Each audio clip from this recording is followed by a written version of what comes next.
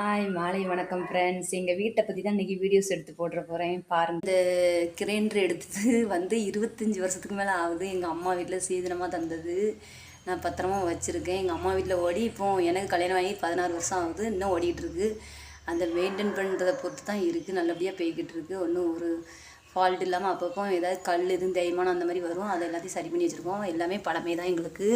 என்னென்னு பார்த்தீங்கன்னா, பழைய பைகள் எல்லாத்தையும் இதில் போட்டு வச்சுக்கிட்டோம்னா நம்ம ரேஷன் கடைக்கு போகவோ எதுக்கும் அவசரத்துக்கு கடைக்கு எடுக்கவோ ஈஸியாக இருக்கும்.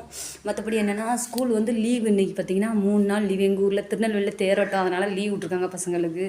அவங்க லீவு தான், வெள்ளிக்கிழமை லீவு, சனி ஞாயிறு லீவு 3 நாள். அதனால் எல்லா டிஃபன் பாக்ஸையும் கழுவி காய வச்சு நீட்டாக அடைச்சி வச்சுருவோம். ஆமாம், நிறைய பிளாஸ்டிக் பொருள் யூஸ் பண்ணுறது கிடையாது. பிள்ளைங்க குளித்து கிளம்பிட்டு வரந்தாண்டியும் அந்த தோசை இட்லி வைக்கிறதுக்கு ஹாட் பாக்ஸ் மட்டும், அப்புறம் பருப்பு வைக்கிற குக்கர். மற்றபடி என்னென்னா, மாவு அரைக்கிற டெய்லி மாவு அரைச்சிருவோம். இந்த கிரைண்டரில் தான் நாங்கள் மாவு அரைக்கும். அதனால் அந்த டப்பா மட்டும் யூஸ் பண்ணுவோம். மற்றபடி